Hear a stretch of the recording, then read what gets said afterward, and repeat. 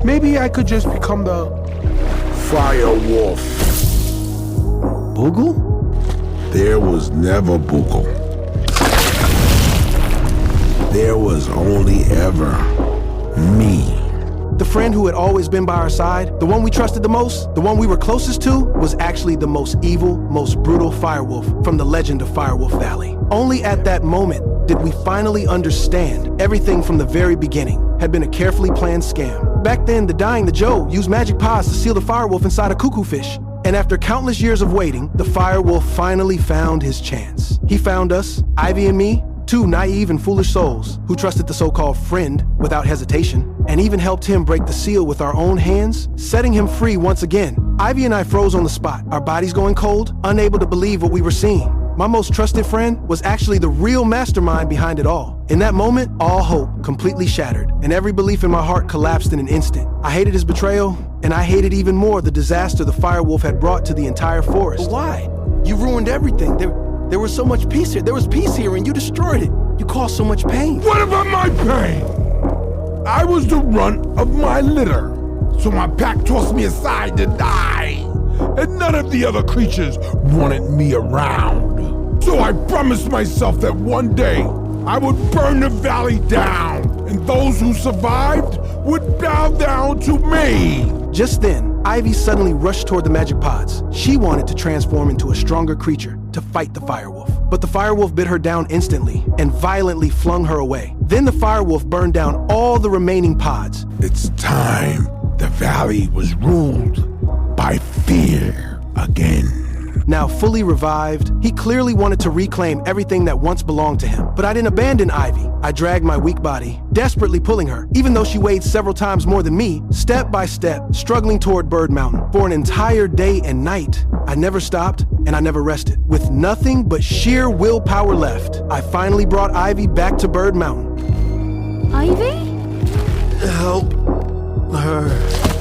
When we woke up the next day, both of us were safe and unharmed. We held each other tightly and finally understood one truth. True friendship never changes because of different species. Even if we were once natural enemies, we could still warm each other's hearts. But right then, ashes suddenly began falling from the sky. After regaining his freedom, the firewolf had fully revealed his cruel and evil nature. He burned down the entire valley. Now the forest was engulfed in flames and screams echoed everywhere. All living beings were facing total destruction, and Ivy finally managed to convince her entire tribe. Everyone decided to set out together to rescue the animals trapped in the sea of fire and send them across the river to Spruce Mouse Island, because that place had become the only safe refuge left. But how to cross the river became the biggest problem. Before we could figure anything out, the Red Leaf Wolves also arrived at the riverbank.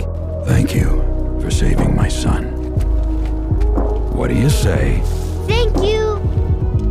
We can help. They were here to help as well. With the help of the wolf pack, everyone slowly crossed the river using floating logs. But when my dad saw how many animals I had brought back, he completely lost it. Especially when he saw the old rivals, the Gavin birds. He nearly broke down. Is this kid trying to get everyone killed before he's satisfied? No matter how hard I tried to explain that they were only seeking refuge, my dad refused to trust any other tribe. So I had no choice but to tell everyone about the terrifying legend. It turned out everything in the legend was real. The forest now was facing an unprecedented disaster. Only if all tribes worked together would there be a chance to defeat the firewolf. Dad, I know you're scared, but we have to trust each other.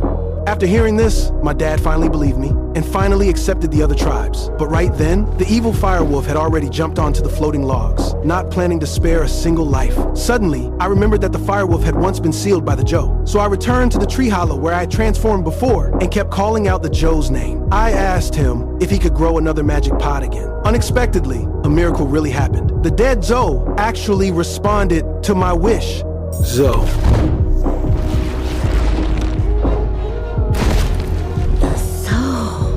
It can't be. Okay, Ollie, we got this.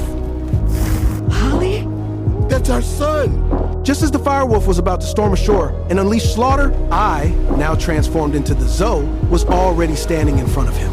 I easily extinguished his flames and knocked him straight to the ground. But just as Ivy rushed forward, holding a magic pod, ready to turn the firewolf back into a cuckoo fish again, the firewolf suddenly stood up. The flames on his back instantly burned the pod to ashes. He wasn't gonna fall for the same trick twice. Even though the Dozo's body was enormous, it was far too slow. I couldn't catch the firewolf's agile movements at all. Soon, my entire body was swallowed by flames. All that seemed left for me was total destruction. The firewolf stood high above me, his eyes filled with cold mockery. But right then, countless vines suddenly crept out from the ground, tightly wrapping around his limbs, locking him completely in place. And I gathered every last bit of strength I had left and smashed the rocks blocking the river channel. Then, together with the firewolf, I fell into the river.